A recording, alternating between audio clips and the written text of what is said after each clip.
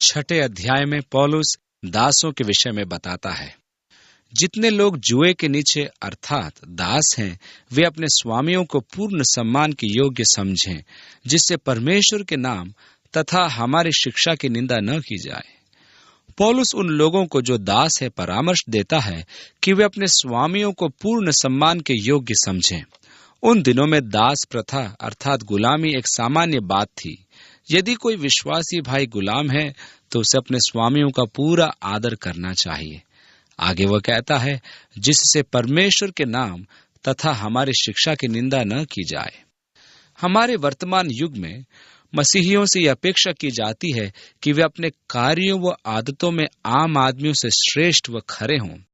हो सकता है प्रत्येक दास अपने खाली समय में व्यर्थ बातों में समय नष्ट करता हो और 15 मिनट खर्च करने की जगह आधा घंटा खर्च करता हो, लेकिन आप उतना ही समय खर्च करते हो जितने की आज्ञा है। पर यह भी हो सकता है कि आप आधा घंटा व्यर्थ खर्च करते हो और अन्य दास 15 मिनट खर्च करते हो, तो आपके विषय में कहा जाएगा कि एक मसीही होने के नाते आप ये गलत काम नहीं करते हैं। अनेकों बार हम अपने कार्यों व अपने आचरण द्वारा प्रभु के नाम की निंदा का कारण बन जाते हैं। यह एक दुख की बात है। जब दाऊद राजा ने बतशेबा के साथ व्यभिचार किया तो नातान नबी ने उससे कहा था, तूने जो इस काम के द्वारा यहोवा के शत्रुओं को तिरस्कार करने का बड़ा अवसर दिया है। दाऊद ने अपने कार्य के द्वारा परमेश्वर के नाम की निंदा की। अपने गलत कार्यों की वजह से परमेश्वर के शत्रुओं को मसीही धर्म के विरुद्ध निंदा करने का अवसर दिया है। वह प्रभु यीशु के विषय गलत बातें बोलने का अवसर दिया। यदि आपका आचरण सही होता तो वे कभी भी प्रभु के विषय में अपशब्द न बोलते। मसीही जन होने के नाते आपसे बहुत अपेक्षाएं की जाती हैं। पौलुस कहता है, ज्यादा फल उत्पन्न करो। दूसरी आयत में, जिनके स्वामी विश्वासी हैं वे भाई होने के कारण अपने स्वामी का अनादर न करें, परंतु स्वामी की और अधिक सेवा करें, क्योंकि जो इसका लाभ प्राप्त करते हैं वे विश्वासी और प्रियजन हैं। इन सिद्धांतों को सिखाता व प्रचार करता रहे। इसलिए मसीह गुलाम होने के कारण उसे चाहिए कि वह अपने स्वामी का, चाहे उसका स्वामी गैर मसीह जन क्यों न हो, एक आदर्श दास हो। यदि किसी दास का स्वामी मसीह जन है तो हो सकता है वह दास बुरा भी माने कि उससे भी अपेक्षा की जाती है कि वह अपने स्वामी का आदर्श दास बने। पर पौलुस प्रोत्साहित करता है कि प्रत्येक मसीही दास अपने स्वामी को पूर्ण सम्मान के योग्य समझे। तीसरी आयत, यदि कोई भिन्न प्रकार की शिक्षा देता है और हमारे प्रभु यीशु मसीह के ठोस वचन तथा भक्ति के अनुसार शिक्षा से सहमत नहीं होता। पौलुस इस पत्री में करीब 6 बार भक्ति शब्द का प्रयोग करता है। वह इस शब्द भक्ति पर बहुत बातचीत करता है। पिछली बार हमने देखा था, पौलुस कहता है, निसंदेह भक्ति का भेद बड़ा गंभीर है। इसके बाद इस पद में भी वह फिर भक्ति के बारे में बताता है। यदि कोई भिन्न प्रकार की शिक्षा देता है और हमारे प्रभु यीशु मसीह के वचन तथा भक्ति के अनुसार शिक्षा से सहमत नहीं होता, उद्देश्य यही है कि हम परमेश्वर के स्वभाव के अनुसार बने और हमारे कार्य भक्ति के अनुसार हों। और जो लोग अन्य प्रकार की शिक्षा देते हैं उनका आचरण इस प्रकार का होता है, वह अहंकारी है और कुछ भी नहीं समझता। उसे वाद विवाद और शब्दों पर तर्क करने का रोग है, जिससे ईर्ष्या, द्वेष, निंदा, अश्लील भाषा, बुरे बुरे संदेह और उन मनुष्यों के मध्य निरंतर झगड़े उत्पन्न होते हैं जिनकी बुद्धि भ्रष्ट हो गई है, जो सत्य से दूर हो गए हैं और जो भक्ति को लाभ का साधन मानते हैं। उनका मूल विचार क्या है? भक्ति को लाभ का साधन मानते हैं। पौलुस के अनुसार सबसे तुच्छ विचार यही है और पौलुस ऐसे लोगों से दूर रहने का परामर्श देता है।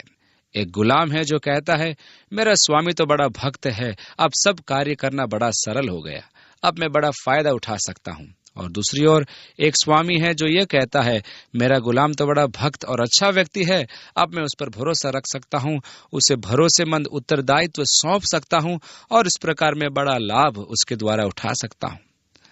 बहुत से लोग ऐसी ही गलत शिक्षा का पालन कर रहे हैं। अनेकों लोग ऐसी गलत शिक्षा मानते और इसका समर्थन करते हैं। वे कहते हैं, यदि आप धनवान बनना चाहते हैं या महंगी कार पाना चाहते हैं तो प्रभु को ग्रहण कर लें और विश्वास रखें। विश्वास से जाएं और जो वस्तु खरीदना चाहें अग्रिम धनराशि जमा करें, प्रभु पर विश्वास रखें कि बाकी भुगतान प्रभु करेगा, और कार या कोई भी वस्तु ले आए। उनके अनुसार भक्ति द्वारा संपन्नता आती है। प्रभु चाहता है कि जो वस्तु हमारे पास हो वह सबसे श्रेष्ठ हो। आप राजा की संतान हैं। प्रभु चाहता है कि आप राजा के संतानों के समान जीवन व्यतीत करें। जाइए और जाकर अपनी अभिलाषा पूरी कीजिए। श्रेष्ठ वस्तु खरीद लीजिए, क्योंकि परमेश्वर चाहता है कि आपके पास हर वस्तु रहे। इस प्रकार इन लोगों के लिए भक्ति लाभ का साधन है। इनके मध्य निरंतर झगड़े उत्पन्न होते हैं, जिनकी बुद्धि भ्रष्ट हो गई है, जो सत्य से दूर हो गए हैं। परंतु सत्य यह है, संतोष सहित भक्ति वास्तव में बड़ी कमाई है। यही वास्तव में धनी होना है। जो व्यक्ति हमेशा अधिक मांगता रहता है, कभी संतुष्ट नहीं होता, वह धनी नहीं है। मैं एक ऐसे व्यक्ति को जानता हूं जिसके पास नकद 15 करोड़ डॉलर घर में और लगभग इतनी ही राशि बैंक में जमा है, जिसे उसने अपने शराब की नई दुकानें खरीदने के लिए रखा है, जो बाजार में आने वाली हैं। ये व्यक्ति 16 घंटे प्रतिदिन कार्य करता है, 7 दिन कार्य करता है, कभी छुट्टी नहीं करता, अपनी कार स्वयं ही चलाता है। मेरे विचार से ये व्यक्ति धनी नहीं, सबसे निर्धन है। इस प्रकार कोई धनी नहीं कहलाया जा सकता। तो धनी कौन है? वह जो भक्त है और जीवन में संतोष रखता है। वह धनी है जो अधिक की कामना नहीं करता, वही व्यक्ति धनी है। उसी के पास सब कुछ है। यही वास्तव में धनवान होना है। जो कुछ पास में है उसी में संतुष्ट रहना ही धनवान होना है। पौलुस इसी संतोष के विषय में बताता है। फिर वह कहता है, न तो हम संसार में कुछ लाए हैं, न यहाँ से कुछ लेकर जाएंगे। जब आपका देहांत होगा तो आप भी वही करेंगे जो अब तक प्रत्येक व्यक्ति करता रहा है। आपको सब कुछ यही संसार में छोड़ जाना पड़ेगा। आप अपने साथ एक दमड़ी भी नहीं ले जा पाएंगे। मैं अपनी माँ के पेट से नंगा निकला और वहीं नंगा लौट जाऊंगा, अय्यूब ने ऐसा कहा। मैं कुछ नहीं लाया था और अपने साथ कुछ ले भी नहीं जाऊंगा। 8वीं आयत में, यदि हमारे पास भोजन और वस्त्र है तो इन्हीं से हमें संतुष्ट रहना चाहिए। आज कितने ही लोगों ने स्वयं को निर्धन बना लिया है, क्योंकि उन्होंने उस पर संतोष नहीं किया जो उनके पास है। वे ज्यादा प्राप्त करना चाहते रहे और उनके असंतोष ने उन्हें दिवालिया बना डाला, कंगाल बना डाला। पौलुस परामर्श देता है, यदि हमारे पास भोजन और वस्त्र हैं तो इन्हीं से संतुष्ट रहे। यदि खाने व पहनने को है, प्रभु की इन्हीं में स्तुति कीजिए, संतुष्ट रहिए। 9वीं आयत, परंतु जो धनवान होना चाहते हैं, यदि ये आपके जीवन का लक्ष्य है, इसलिए आप जीवित हैं कि धनवान बने, तो ऐसे लोग प्रलोभन में, फंदे में और अनेक मूर्खतापूर्ण और हानिकारक लालसाओं में पड़ जाते हैं, जो मनुष्य को पतन तथा विनाश के गर्त में गिरा देती है। एक धनवान व्यक्ति के सामने मुझसे ज्यादा परीक्षाएं होती हैं, क्योंकि उसके धन के कारण उसके पास ज्यादा सुविधाएं और अवसर होते हैं कि वह अधिक भोग विलास कर सकता है। मुझे किसी बात की चिंता नहीं होती कि मैं अपने धन के अभाव के कारण उन सब बुरी बातों में पड़ सकूं। मैं उन वस्तुओं का खर्च नहीं उठा सकूंगा और परीक्षाओं से बचा रहूंगा। लेकिन धनवान व्यक्ति उन सब परीक्षाओं में पड़ जाएगा जिन्हें मैं स्वप्न में भी नहीं सोच सकता हूं। सो जो धनवान होना चाहते हैं, वे प्रलोभन, फंदे व अनेक मूर्खतापूर्ण और हानिकारक लालसा में पड़ जाते हैं, जो मनुष्य को पतन तथा विनाश के गर्त में गिरा देती हैं। 10वीं आयत, क्योंकि धन का लोभ सब प्रकार की बुराइयों का जड़ है। इस कथन में यह नहीं कहा गया है कि धन सब प्रकार की बुराइयों का जड़ है। आपने अक्सर लोगों को यही कहते सुना होगा, पर बात यह नहीं है। धन बुराई की जड़ नहीं है, उसे बुरा कहना गलत है। धन का लोभ सब प्रकार की बुराइयों की जड़ है। याकूब कहता है, तुम्हारे बीच होने वाली लड़ाइयों और झगड़ों का कारण क्या है? क्या इनका कारण वे भोग विलास नहीं जो तुम्हारे अंगों में परस्पर लड़ाई करते रहते हैं? संसार में धन के लोभ के कारण ही झगड़े, डाह, हत्या आदि पाए जाते हैं।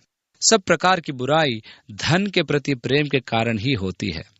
आप जिस भी बुराई का कारण खोजें तो अंत में यही पाएंगे कि यह धन के प्रति प्रेम या लोभ के कारण हुई। आज संसार इस लोभ के कारण कुचला पड़ा है। आज संसार की समस्या यह नहीं है कि प्राकृतिक संपदा समाप्त हो गई है या जनसंख्या वृद्धि हो गई है। लोगों के पास रहने को स्थान नहीं या खाद्य की समस्या है, पर समस्या यह है कि प्रचुर मात्रा में धन व्यय किया जा रहा है।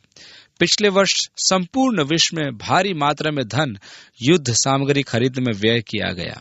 क्या कभी कृषि पर भी खर्च किया गया? यदि कृषि उत्पादन पर खर्च किया गया होता तो आज संसार की 2/3 जनसंख्या भूखमरी का शिकार न होती। सबके पास प्रचुर मात्रा में भोजन सामग्री होती। क्या यह सही बात नहीं कि हम ज्यादा उत्पादन कर सकते हैं? क्या यह सही बात नहीं कि एक बड़ा भूभाग उपजाऊ है जहां फसल उगाई जा सकती है? आज मनुष्य भ्रष्ट हो गया है, लालची व लोभी हो गया है। फसल उगाने से बेहतर बम बनाना समझता है। आज धन का लोभ सब प्रकार की बुराइयों की जड़ बन गया है। यदि धन का लोभ न होता तो आज नशीले पदार्थों की समस्या न होती। इस ड्रग्स की समस्या के पीछे कारण क्या है? ड्रग्स की स्मगलिंग के पीछे कारण क्या है? इन सब समस्याओं का कारण है, जी हाँ, कारण है धन का लोभ या धन के प्रति मानव का मोह। यदि धन का लोभ संसार में न होता तो वेश्यावृत्ति भी आज न होती। क्या यह वेश्यावृत्ति धन कमाने के लिए नहीं की जाती? जरा सोचें, यदि धन का मोह लोगों में न पाया जाता तो कितनी ही बुराइयां संसार से दूर हो जाती। धन का लोभ सब प्रकार की बुराइयों की जड़ है। आगे लिखा है, कुछ लोगों ने इसकी लालसा में विश्वास से भटककर अपने आप को अनेक दुखों से छलनी बना डाला है। यहाँ बड़ा रोचक विचार पाया जाता है, क्योंकि जिस असत्य पर लोग विश्वास रखते हैं वह इसके ठीक विपरीत होता है। एक सामान्य भ्रम जो संसार में पाया जाता है वह यह है कि यदि मेरे पास प्रचुर मात्रा में धन हो तो मैं सुखी रह सकता हूँ। पौलुस कहता है, जो धनवान हैं और कहते हैं उन्होंने धन पा लिया है, वे सत्य से भटक गए हैं और अपने आप को उन्होंने अनेक दुखों से छलनी बना लिया है। ये कैसी रोचक बात है कि मैंने अति धनवान व्यक्तियों को देखा जो धनवान होने के साथ साथ सबसे अधिक दुखी मनुष्य भी थे। क्या ये रोचक बात नहीं है? एक बार मुझे इन्हीं लोगों ने खाने पर बुलाया। फिर वे अपनी दुख भरी अकेलेपन की कहानी सुनाने लगे। एक व्यक्ति ने मुझे बताया कि वह दुखी है कि कोई उसे प्यार नहीं करता। सारी स्त्रियां उस पर गिरी पड़ती थीं और वह कहता था कि मैं नहीं जानता कि वो मुझसे प्यार करती भी हैं या नहीं। उसने 3 स्त्रियों से अब तक विवाह किया है जिन्होंने उसे काफी दुख पहुंचाया है और अब वह बड़ी विपत्ति में पड़ा है। अंतिम स्त्री ने उसे छोड़ दिया है और कोर्ट में उसे काफी पैसा देना पड़ा। अन्य स्त्रियां भी उसे छोड़ देने का विचार कर रही हैं। वह भी छोड़ देना चाहता है। वह उसके साथ 6 माह रहा और उसे छोड़ दिया। उसने बताया कि वह नहीं जानता कि वे उसे प्यार करती हैं या नहीं। कैसे दुख की बात है कि वह व्यक्ति सच्चा प्रेम नहीं जानता। कैसे दुख की बात है। यह व्यक्ति बड़ा धनवान था, वह नहीं जानता था कि कोई उससे प्यार करता भी है कि नहीं। 11वीं आयत, परंतु हे परमेश्वर के जन, तू इन बातों से भाग। किससे भाग? धन के लोभ से भाग। आगे लिखा है, धार्मिकता, भक्ति, विश्वास, प्रेम, धैर्य और नम्रता का पीछा कर। धार्मिकता का पीछा कर। धन के पीछे, धनवान बनने के पीछे न भाग, परंतु धार्मिकता का पीछा कर। फिर भक्ति का पीछा कर। यह शब्द भक्ति फिर यहाँ उपयोग किया गया। 12वीं आयत, विश्वास की अच्छी कुश्ती लड़, अनंत जीवन को पकड़े रहे जिसके लिए तू बुलाया गया था और जिसकी उत्तम गवाही तूने अनेक गवाहों के सम्मुख दी थी। उपरोक्त सभी बातों का सारांश इस बात में पाया जाता है कि आपके जीवन का केंद्र कौन सी बात है। यदि आपके जीवन का लक्ष्य धन का लोभ, लाभ प्राप्ति की अभिलाषा है तो आप एक दुखी व्यक्ति बनेंगे। यदि आपके जीवन का लक्ष्य परमेश्वर है तो आप सच्चे अर्थों में धनवान बनेंगे। आपका जीवन आशीषमय होगा और किसी बात की घटी आपको नहीं रहेगी। इसलिए परमेश्वर को अपने जीवन का केंद्र बनाएं। धार्मिकता व भक्ति का पीछा करें ताकि आप वास्तव में धनी कहला सके। सच्ची आशीषों का आनंद उठाएं जो अनंत काल तक ठहरती हैं। परमेश्वर आपके जीवन का केंद्र रहे। यही संतोष प्रिय जीवन है, यही सुखी जीवन है, यही धनी जीवन है और यही भरपूरी का जीवन है। 13वीं आयत, मैं सबके जीवनदाता परमेश्वर और मसीह यीशु की उपस्थिति में, जिसने पुन्तियुस पिलातुस के सम्मुख उत्तम साक्षी दी, तुझको ये दृढ़ आज्ञा देता हूँ। पिलातुस ने यीशु को बुलवाया और उससे पूछा, क्या तू यहूदियों का राजा है?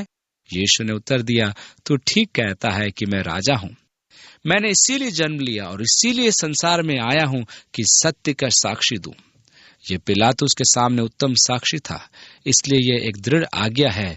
मैं तुझे परमेश्वर की उपस्थिति में और यीशु की उपस्थिति में यह आज्ञा देता हूं। 14वीं आयत, कि हमारे प्रभु यीशु मसीह के प्रकट होने तक इस आज्ञा का निष्कलंक व निर्दोष रूप से पालन कर। उसने उन्हें यह आज्ञा दी थी। वही क्या आज्ञा थी? परमेश्वर के अपने जीवन का केंद्र या आधार बनाना, धार्मिकता और भक्ति का पीछा करना, इन्हीं आज्ञाओं का उस समय तक पालन करना जब तक प्रभु यीशु दोबारा न आए। परमेश्वर को अपने हृदय और जीवन में मुख्य स्थान देते रहना। प्रभु यीशु ने इस संबंध में क्या कहा था? यीशु ने कहा था, तुम पहले परमेश्वर के राज्य और उसकी धार्मिकता की खोज में लगे रहो तो ये सब वस्तुएं तुम्हें दे दी जाएंगी। मनुष्य का जीवन दो बातों पर निर्भर होता है। पहला, मनुष्य का संबंध परमेश्वर के साथ, और दूसरा, मनुष्यों का संबंध दूसरे मनुष्यों के साथ। यदि आपका संबंध परमेश्वर के साथ ठीक नहीं है तो आपका संबंध मनुष्य के साथ भी ठीक नहीं होगा, वह बिगड़ा हुआ रहेगा। आज संसार की दशा यही है। आज लोग अच्छा संतुलित जीवन व्यतीत करने का प्रयास कर रहे हैं, दूसरों के साथ अच्छा संबंध रखने का प्रयत्न कर रहे हैं, पर असमर्थ है। मनोवैज्ञानिकों के पास जाकर हजारों रुपया खर्च कर रहे हैं ताकि संतुलित जीवन शैली व्यतीत करना सीख सके। जीवन असंतुलित रहने का कारण क्या है? इसका कारण यह है कि परमेश्वर के साथ आपका संबंध संतुलित नहीं है। परमेश्वर आपके जीवन का केंद्र नहीं है। यही कारण है कि आपका मनुष्य के साथ भी संबंध बिगड़ा हुआ है। पौलुस एक अद्भुत परामर्श तीमुथियुस को देता है। वह कहता है, पहले परमेश्वर को अपने जीवन का केंद्र बनाए एवं भक्ति और धार्मिकता को अपने जीवन में स्थान दे। वह कहता है, मैं परमेश्वर की उपस्थिति में तुझे आज्ञा देता हूं कि यीशु के आने तक इस आज्ञा का पालन कर। यदि तेरे जीवन का केंद्र उचित होगा और यदि तेरा संबंध परमेश्वर के साथ सही होगा, तब तू धनवान होगा, क्योंकि इससे तेरे जीवन के अन्य संबंधों पर प्रभाव पड़ेगा। वे सारे संबंध केवल तभी ठीक रहेंगे जबकि तेरा संबंध परमेश्वर के साथ ठीक रहेगा। तेरा संबंध शैतान के साथ भी ठीक रहेगा। तू हर बार शैतान को परास्त कर देगा, क्योंकि तेरा संबंध परमेश्वर के साथ ठीक है। तेरा संबंध तेरी धन संपत्ति के साथ भी ठीक रहेगा, क्योंकि तू जान लेगा कि वह तुझे परमेश्वर की ओर से प्राप्त हुई है और तू बुद्धिमानी के साथ उसका उपयोग करेगा। तेरा संबंध तेरे पड़ोसियों के साथ भी ठीक रहेगा। तू उनके साथ प्रेम से रहेगा, अपनी वस्तुओं में दूसरों को हिस्सेदार बनाएगा और उदार बनेगा। जब परमेश्वर के साथ संबंध ठीक होगा तो मनुष्य के साथ भी संबंध ठीक हो जाएगा। अर्थात तेरे अपने संबंधों को परमेश्वर के अनुग्रह से सुधार कर सकेगा, लेकिन तू कभी भी परमेश्वर के साथ अपने संबंध को सुधारे बिना मनुष्य के साथ अपना संबंध सुधार नहीं सकेगा। यदि तू प्रयास करेगा भी तो असफल रहेगा।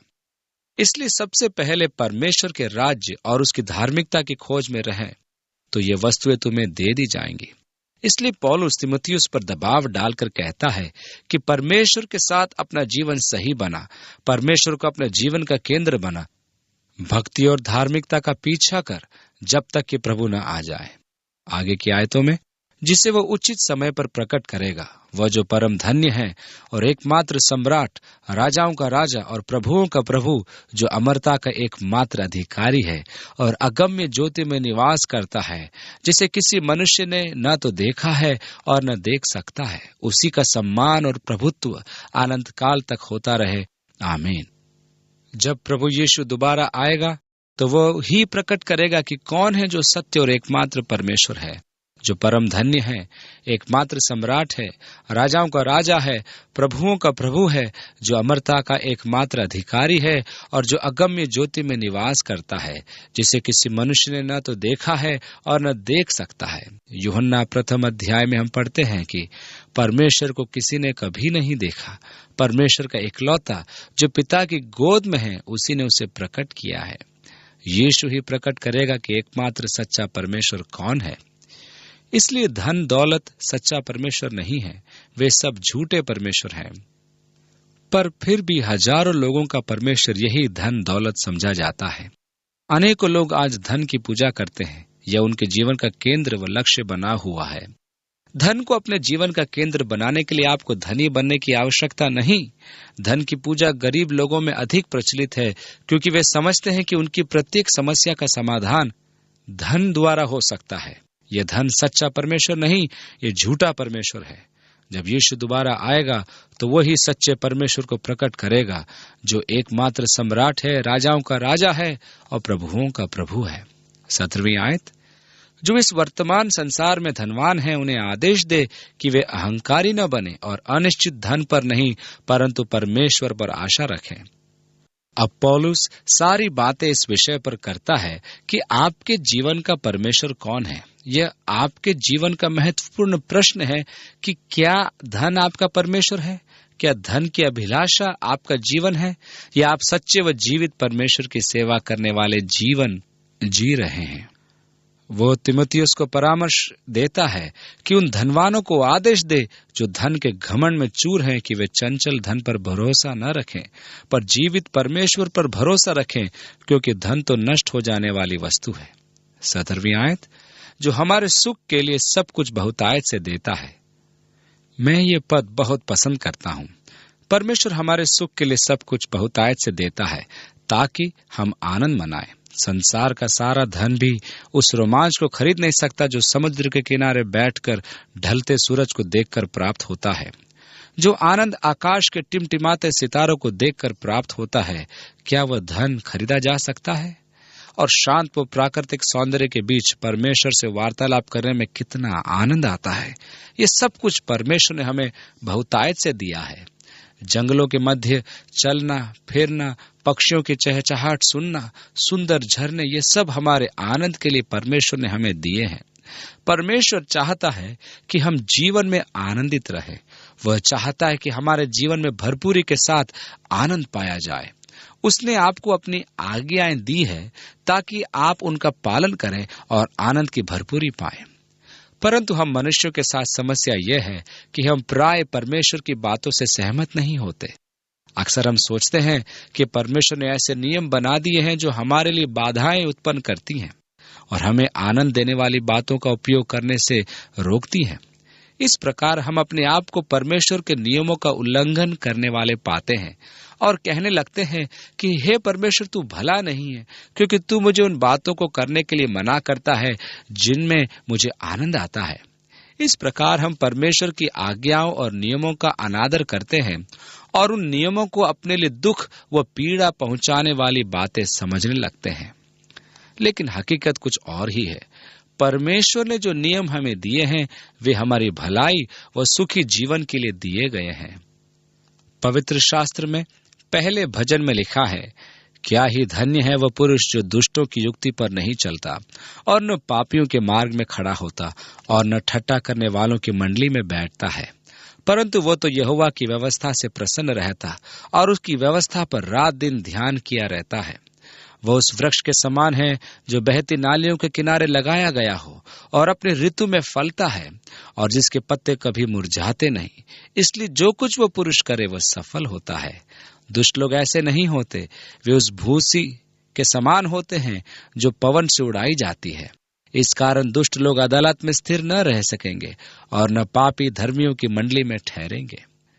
वो पुरुष सचमुच बड़ा ही धन्य है जो परमेश्वर को अपने जीवन का केंद्र बना लेता है, क्योंकि जब परमेश्वर हमारे जीवन का केंद्र बन जाता है तभी हम उन बातों का आनंद उठा सकते हैं जो परमेश्वर हमें देता है। तभी भरपूरी के साथ हम सुख प्राप्त कर सकते हैं, क्योंकि परमेश्वर हमारे सुख के लिए सब कुछ बहुतायत से देता है। इसलिए हे तीमुथियुस, वर्तमान संसार में जो धनवान हैं उन्हें आदेश दे कि वे भले कार्य करें, भले कार्यों में धनी बने, दानशील और उदार हों। उन्हें आवश्यकता में पड़े लोगों से संपर्क करना चाहिए और उनकी हर संभव सहायता करनी चाहिए।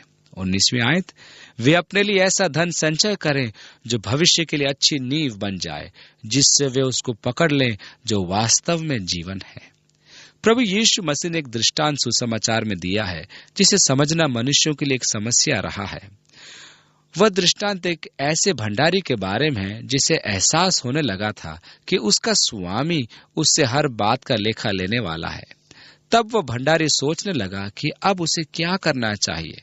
मेरा स्वामी तो भंडारी का कार्य मुझसे छीन रहा है। मुझ में इतनी शक्ति नहीं कि गड्ढे खोद सकूं। भीख मांगने से मुझे लज्जा आती है। मैं समझ गया कि मैं क्या करूंगा जिससे कि जब मैं अपने काम से निकाला जाऊं तो लोग अपने घरों में मेरा स्वागत करें। तब उसने अपने स्वामी के प्रत्येक देनदार को बुलाया और पहले देनदार से पूछा, तुझ पर मेरे स्वामी का कितना ऋण है? उसने जवाब दिया, 3000 लीटर तेल। उसने कहा, ले अपना बही खाता और शीघ्र बैठकर 1500 लिख। इसके बाद उसने दूसरे को बुलाया और पूछा, तुझे कितना ऋण है? उसने कहा, 100 क्विंटल गेहूं का। तब उस भंडारी ने कहा, ले अपना बही खाता और शीघ्र बैठकर 80 लिख। इस प्रकार उस भंडारी ने सब ऋणों को कम कर दिया, और संभव है उसने उनसे कहा हो कि मैंने तुम लोगों के ऋणों को कम कर दिया है, क्या बाद में आप लोग मेरी सहायता करोगे? हम यहाँ देखते हैं कि यह भंडारी अपनी वर्तमान स्थिति या पद का लाभ उठाता है और भविष्य का प्रबंध करता है। वो भंडारी जानता था कि अब तो वह थोड़े ही दिन का मेहमान है, काम से निकाल दिया जाएगा और अपने वर्तमान पद पर नहीं बना रहेगा कि अपने भविष्य के लिए कुछ कर सके। इसलिए क्यों ना अपने भविष्य को इसी समय सुरक्षित कर ले। प्रभु यीशु ने अधर्मी भंडारी की तारीफ की। यहीं से ये दृष्टांत समझने में कठिन बन जाता है। प्रभु उस भंडारी की प्रशंसा करता है। वह भंडारी तो ताड़ना देने या दंडित करने के योग्य था, उसे तो जेल में डाल देना चाहिए था, पर यीशु उसकी तारीफ करता है और कहता है, इस युग के पुत्र अपने जैसे लोगों के साथ व्यवहार करने में ज्योति के पुत्रों से अधिक चतुर है। मैं तुमसे कहता हूं कि अधर्म के धन से अपने लिए मित्र बना लो, ताकि जब तुम मर जाओ तो तुम अनंत निवासों में जा सको। प्रभु यीशु ने जब ये दृष्टांत पेश किया तो उनके कहने का तात्पर्य क्या था? तात्पर्य यह था कि अभी हमारे पास समय है कि हम स्वर्ग में अपने लिए धन जमा कर सकें। हमारे पास सदा ही ऐसा अवसर नहीं रहेगा। वह दिन आने वाला है जब हमारी मृत्यु हो जाएगी। मरने के बाद हमारे पास अवसर नहीं रहेगा कि हम स्वर्ग में अपना धन जमा कर सके। ये अवसर केवल तभी तक हमारे पास है जब तक हम इस संसार में हैं। प्रभु यीशु ने कहा, अधर्म के धन का सदुपयोग करो। क्या आप जानते हैं कि आपके धन दौलत और डॉलर की स्वर्ग में कोई कीमत नहीं? इसका इसी संसार में अधिक महत्व नहीं है, पर स्वर्ग में तो बिल्कुल ही महत्व नहीं है। यदि आप किसी प्रकार मरने के बाद अपनी धन संपत्ति से भरा एक सूटकेस स्वर्ग में भी ले जाएं और स्वर्ग के द्वार पर खड़े होकर पतरस को पुकारते हुए कहें, हे भाई पतरस, देखो मैं अपने साथ क्या लेकर आया हूँ, क्या आप मुझे अपना कमरा दिखाएंगे जो आपको रहने के लिए स्वर्ग में मिला है? तब पतरस आपसे कहेगा, ये कूड़ा करकट आप अपने सूटकेस में भर कर लाए हैं, तुम्हारा पैसा यहाँ नहीं चलता। आप कहेंगे, मैं तो सोना लाया हूँ। पतरस आपसे कहेगा, फेंक दो उसे सड़क पर ताकि उससे फर्श बनाया जा सके। हम इसे मसाले में मिलाते हैं और सड़क बनाते हैं। इसलिए हमारे पास यही अवसर है कि हम अनंत स्वर्ग के लिए अभी धन जमा करें। इसलिए हे तीमुथियुस, तू धनवानों को आदेश दे कि वे भले कार्य करें, भले कार्यों में धनी बने, दानशील और उदार हों, अच्छी नींव बन जाएं और वे अनंत राज्य में प्रवेश कर सकें।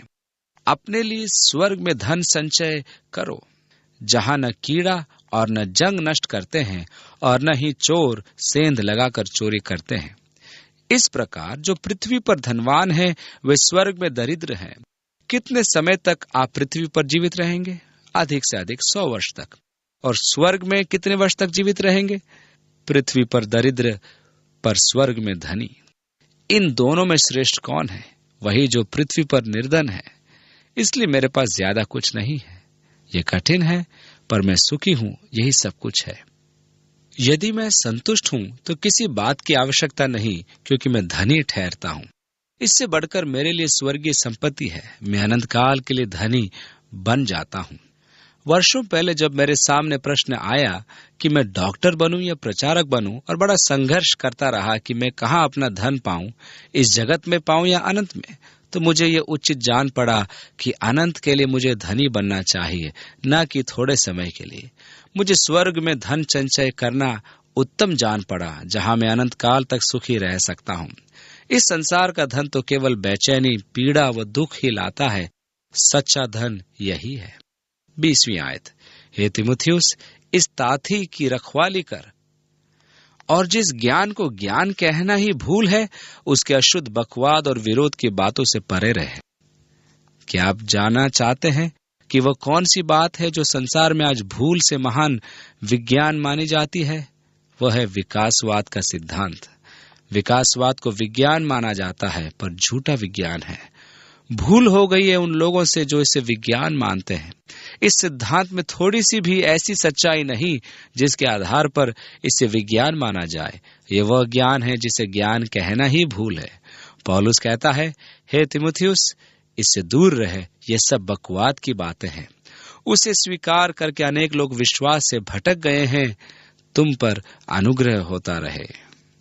आइए हम प्रार्थना में सिर झुकाएं। हे पिता, हम आपके परामर्शों के लिए आपका धन्यवाद देते हैं।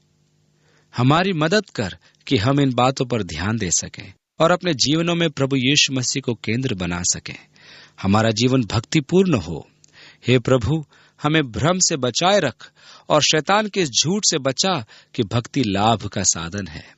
हे परमेश्वर, हम धन पर आशा न रखें, इसे अपने जीवन का लक्ष्य व केंद्र व सबसे बड़ी आवश्यकता न समझें और जानें कि धन का लोभ सब बुराइयों की जड़ है। इसने अनेक लोगों को विश्वास से भटकाकर विनाश के गर्त में डाल दिया है। हे प्रभु, हमें समझ दे कि हम तुझे अपने जीवन में प्रथम स्थान दें। प्रभु यीशु के नाम में आमीन। प्रभु आपको आशीषपूर्ण जीवन प्रदान करे और जो कुछ प्रभु ने आपको दिया है उसका भरपूरी के साथ आनंद उठा सके। प्रभु के संतान होने के नाते जो अनंत काल की आशीष उसने आपको दी है, उसके आनंद को अनुभव करना आरंभ कर सके। प्रभु आपका सहायक रहे कि जो कुछ आपके पास है उसमें संतुष्ट रह सके। प्रभु आपको ऐसे नीले आसमान व बादल दिखाए कि आप उनकी सुंदरता निहार सके। समुद्र के किनारे बैठाकर प्रभु से बातचीत करने का आनंद आप प्राप्त कर सके। और जैसे जैसे आप प्रभु के साथ चलते जाते हैं, आप परिपक्व व सिद्ध बनते जाएं। परमेश्वर आपके जीवन का केंद्र रहे। प्रभु यीशु के नाम में आमीन।